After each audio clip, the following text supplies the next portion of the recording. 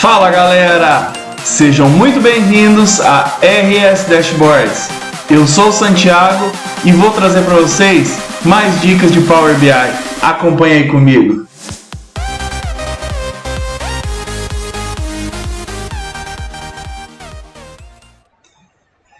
E no vídeo de hoje, como prometido, eu vou trazer para vocês e auxiliar vocês como criar do zero um dashboard para auxiliá-los na gestão de estoque.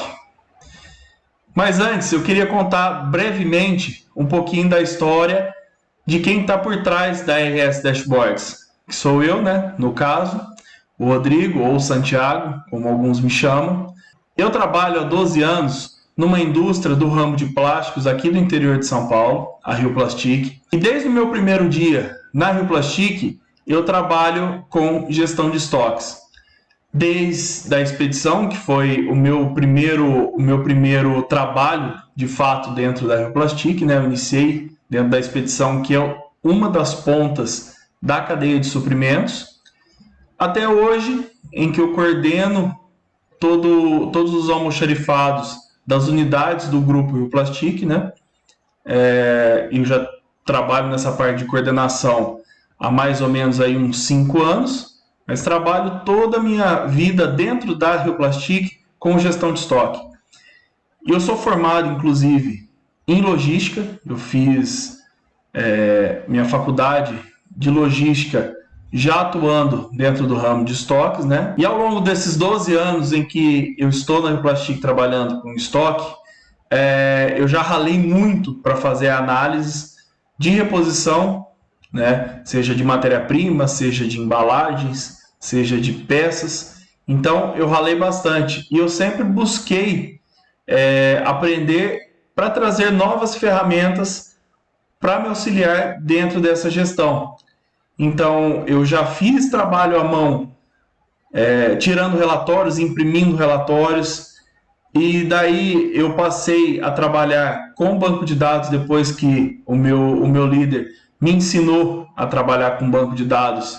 Eu consegui montar uma planilha em Excel para me auxiliar dentro dessa análise de estoque, dessa gestão de estoque.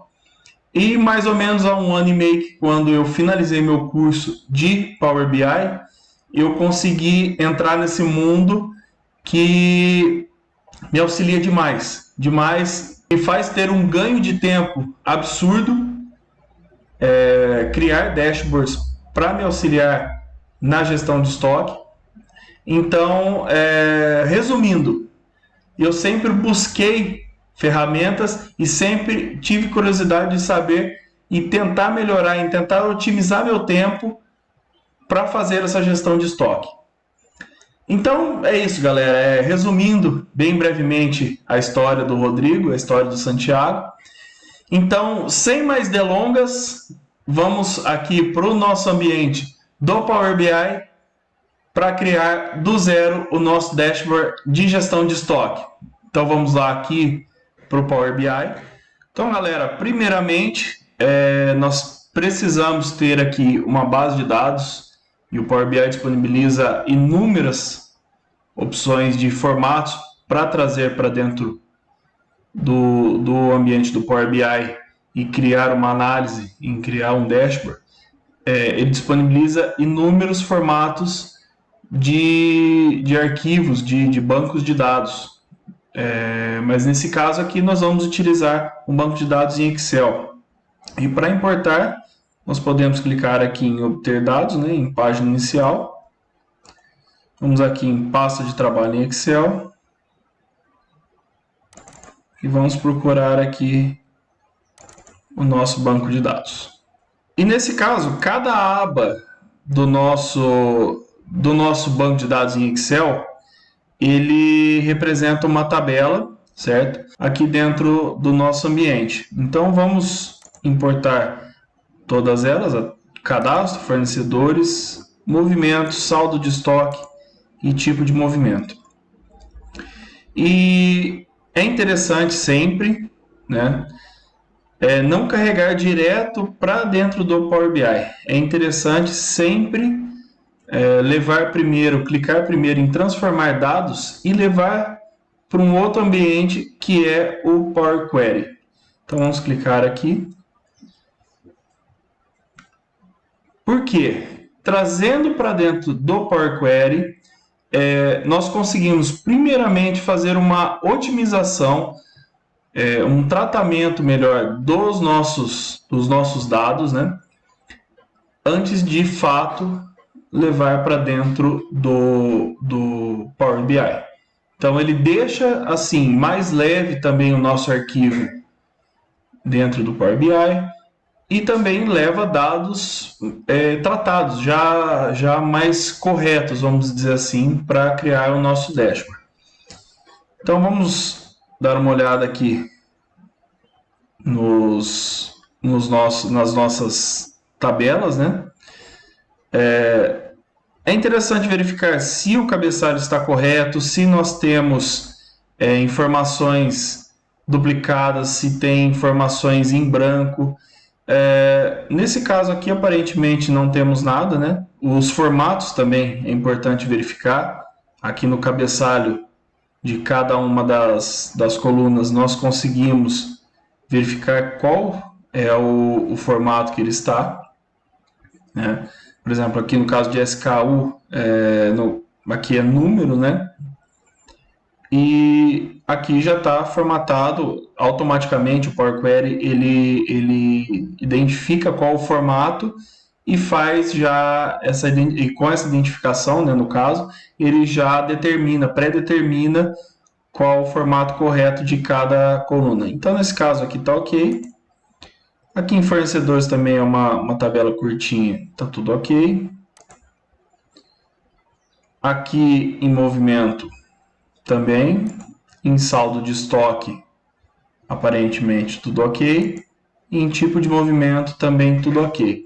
Normalmente, vocês não vão encontrar um banco de dados tão corretinho, tão bem tratado, né? Assim, porque eu já montei de fato de uma forma para a gente ganhar esse tempo e já trazer um pouco mais certo aqui para dentro do Power Query para não perder tanto tempo. Mas normalmente não se encontram, quando vocês vão trabalhar com banco de dados, seja ele em Excel, seja ele no que seja, em banco de dados em SQL, por exemplo, não se encontra um banco de dados tão certinho, tá? Então, normalmente essa barrinha verde em que consta embaixo do cabeçalho, entre o cabeçalho e a primeira linha, se tiver algum erro, se tiver alguma linha em branco, por exemplo, ela não vai estar preenchida totalmente de verde. Então, até se a gente passar o mouse, percebe que nós temos aqui dois volumes, no caso, duas linhas válidas, não temos nenhum erro e nenhum vazio. Então, se passar o mouse em cima dessa barrinha verde, nós conseguimos detectar se tem ou não alguma linha com erro ou alguma linha em branco.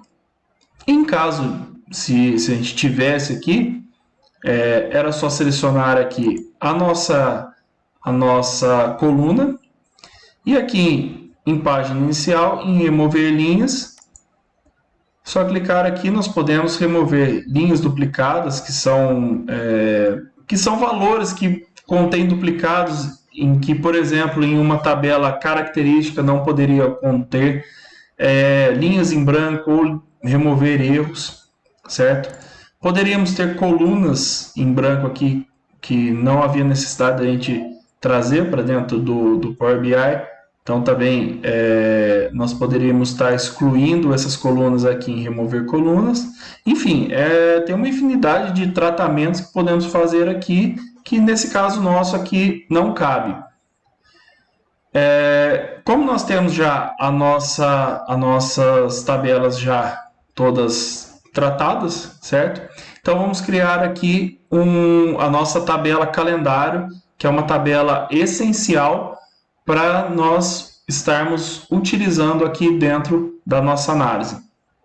E para criar uma tabela calendário, nós vamos precisar aqui de uma base que contenham datas, ou seja, uma tabela fato né, onde ocorreu de fato as movimentações aqui no nosso estoque. Então vai ser a tabela aqui de movimento. Nós vamos utilizá-la aqui para criar a nossa tabela calendário. Para criar uma tabela calendário do zero, né, nós vamos aqui em nova fonte, aqui em página inicial, em nova fonte, e vamos clicar aqui em consulta nula. Ele vai abrir aqui uma nova tabela, né, uma nova consulta do zero. E para criarmos do zero nossa tabela calendário, nós precisamos primeiro criar algumas etapas dentro aqui da nossa consulta. E a primeira delas vai ser buscar a data mínima, ou seja, a data mais antiga que nós temos aqui dentro da nossa tabela calendário, da nossa tabela de movimentação, perdão. Então vamos utilizar aqui a fórmula list.min, vamos abrir parênteses e vamos utilizar aqui a nossa tabela de movimento, né?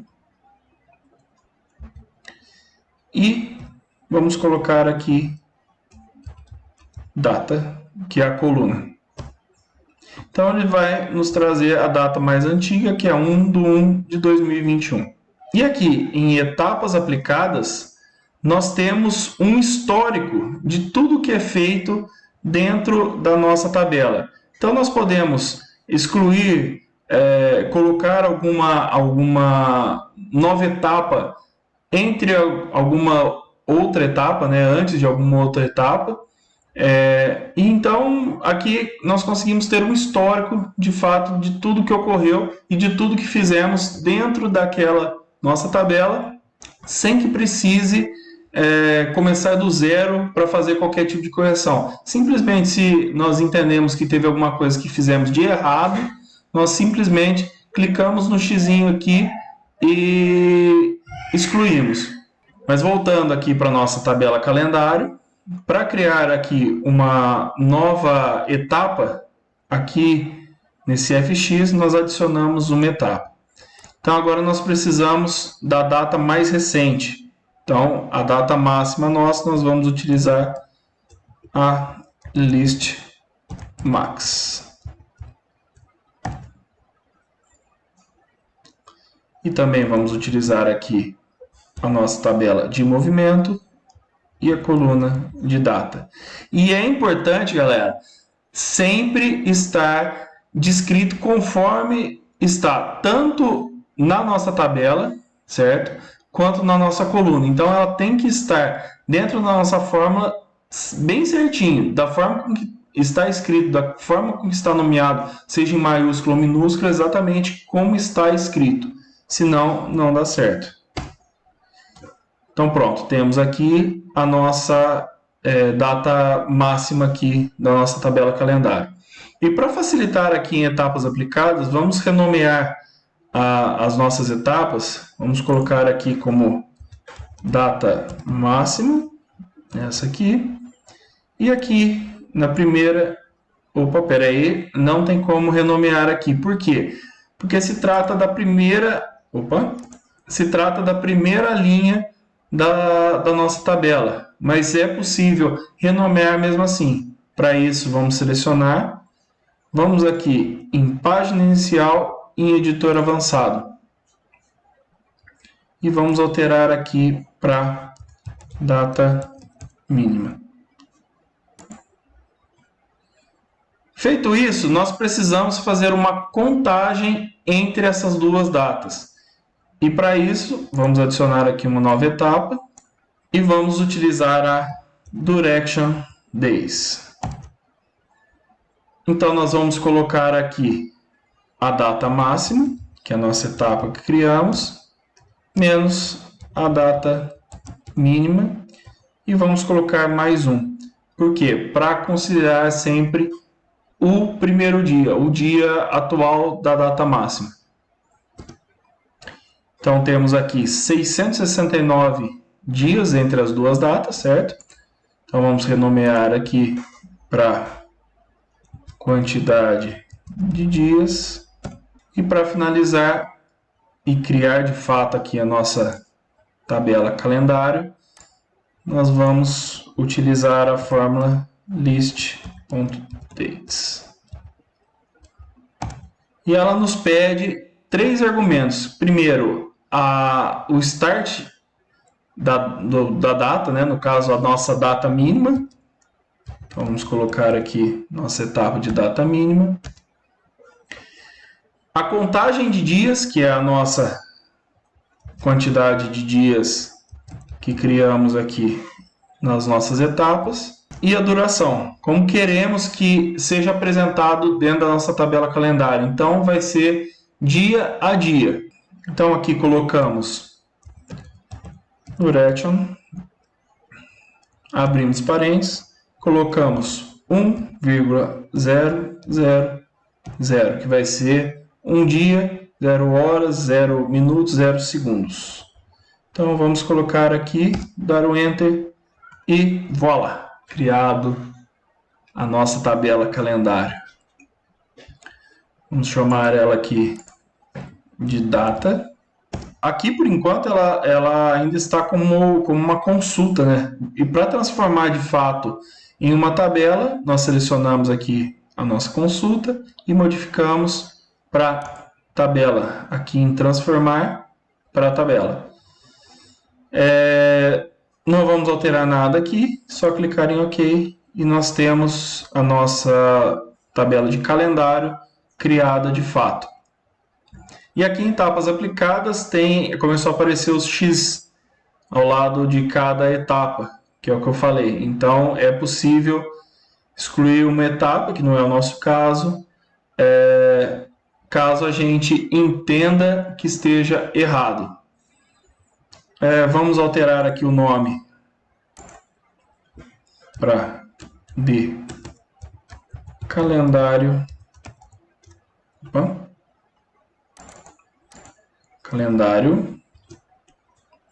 Aqui vamos renomear a nossa coluna como data e alterar aqui o formato para data. E é interessante e importante acrescentar algumas colunas com algumas informações que vai nos auxiliar lá na nossa análise. Então vamos selecionar aqui a nossa coluna e para adicionar colunas com outras informações como mês, dia, início do mês, nós vamos aqui em adicionar colunas e aqui nesse botãozinho de data nós podemos colocar, por exemplo, o ano, podemos colocar aqui o mês, o nome do mês, o início do mês e aparentemente eu acho que nesses casos aqui vai ser o suficiente. Vamos colocar aqui também em dias, vamos colocar aqui o dia. Mas é possível, selecionando aqui a coluna de data e clicando nesse botão, nós podemos pegar inúmeras informações aqui de ano, de mês, trimestre, semana, dia, enfim. É possível trazer essas informações que vai nos auxiliar lá dentro do Power BI. Então, para finalizar e importar as informações, nós vamos aqui em fechar e aplicar. Se correr tudo bem, as nossas tabelas vão estar aparecendo aqui em campos. E aqui, com as nossas tabelas importadas, é interessante identificarmos quais são as tabelas fato e quais são as tabelas característica, ou tabela dimensão, que pode ser chamada assim também. E para isso nós colocamos um Dzinho de dimensão, né, característica, atrás, no início aqui da nossa descrição, para as que são característica, e para as tabelas que são fato, nós colocamos um F que vai nos auxiliar na hora de fazer o relacionamento, certo? Mas resumindo, o que são tabelas fato e tabelas característica? As tabelas fato, elas são informações em que normalmente se repetem, que traz a informação, traz o fato que ocorreu, uma venda, uma movimentação de estoque, por exemplo. E a tabela característica são tabelas em que normalmente são informações únicas, que não se repetem, em que traz uma característica do produto, uma característica de alguma determinada informação. Então, vamos colocar aqui, renomear cada tabela conforme nós falamos. Então, por exemplo, a tabela de cadastro, ela não se repete. Então, vamos colocar aqui uma tabela, um Dzinho. O calendário já está com Dzinho. A de fornecedores aqui também é uma tabela característica. Saldo de estoque, ele pode ser ou não, pode ter ou não, no caso, informações repetidas. Porém, nesse caso, ela é tratada como uma tabela fato. Por quê? Pode ocorrer de ter, por exemplo, um saldo de estoque em depósitos diferentes, né? Então, vamos colocar aqui o F aqui na descrição. Aqui em movimento também, que é de fato o que ocorre, vamos colocar o F. E aqui em tipo de movimento, é uma tabela característica, vamos colocar um Dzinho.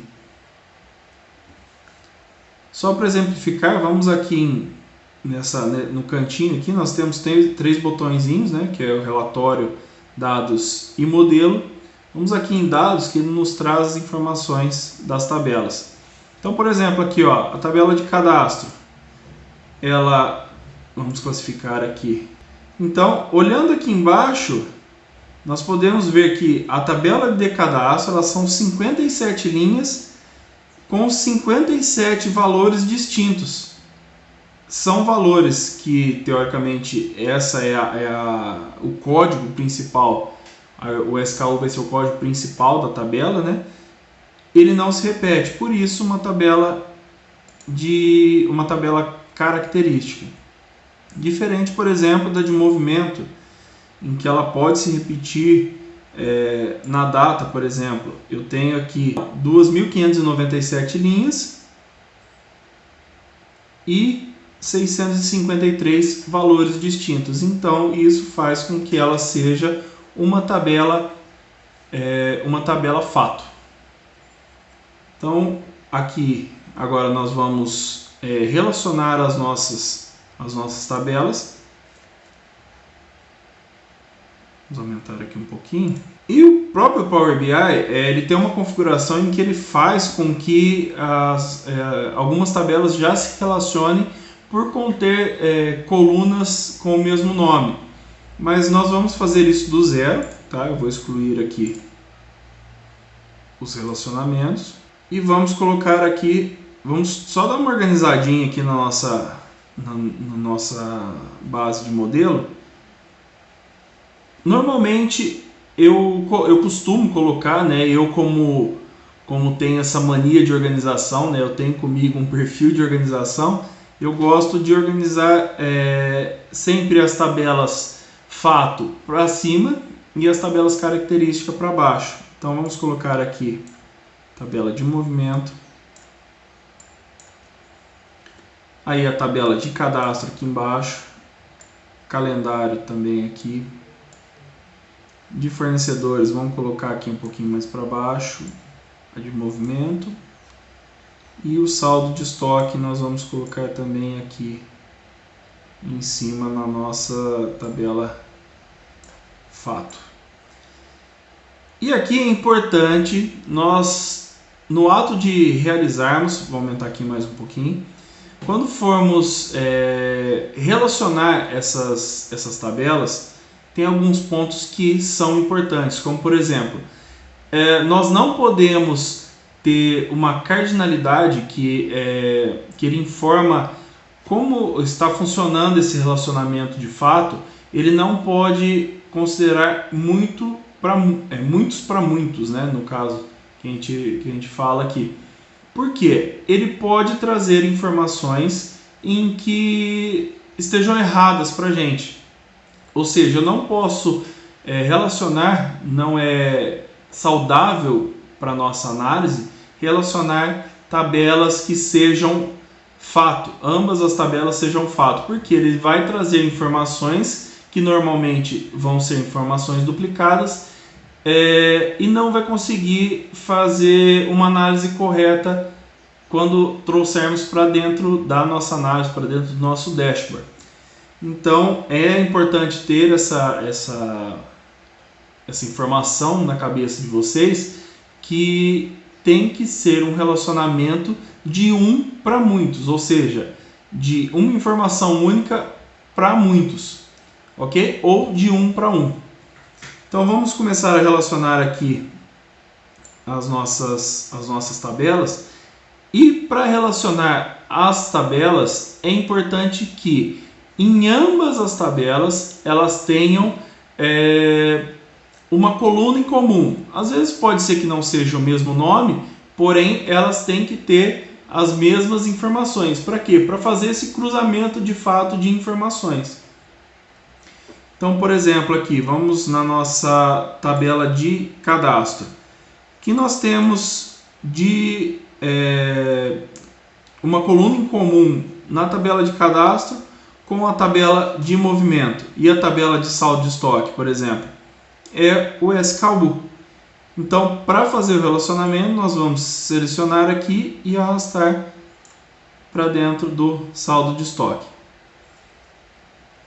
Nesse caso aqui, como nós temos aqui na nossa tabela de saldo de estoque informações únicas, que é o caso, né? Nós não temos mais de um depósito, por exemplo, aqui, que dupliquem as informações ou versões diferentes, então vai ser um relacionamento um para um, certo? Porém, se arrastarmos aqui o SKU e relacionar com a tabela de movimento, percebe que ele vai, de um lado, na tabela de cadastro, vai estar aqui o número 1 e aqui essa estrelinha que significa muitos, certo? E vamos fazer isso para todas as outras, para os outros relacionamentos, né, no caso. Então, por exemplo, aqui, a tabela de fornecedor, nós vamos vincular aqui com a nossa tabela de cadastro. Então, vamos arrastar aqui para o ID fornecedor. Vai dar certo. Percebe que também a informação do fornecedor ela se repete na tabela de cadastro, porém na tabela de fornecedor não. Mas isso não faz com que a tabela de cadastro seja uma tabela fato, certo? Somente nesse caso do fornecedor. Porém o SKU, que é a informação principal, não se repete. A tabela calendário nós vamos vincular aqui, relacionar, né? No caso aqui com a tabela de movimento. E o tipo de movimento nós vamos relacionar aqui com o ID movimento da tabela de movimento. Aparentemente não temos mais nenhum relacionamento para ser feito. Ele vai ficar bonitão assim, certo? Então vamos agora voltar aqui para a nossa guia relatório e começar a construir de fato as nossas análises.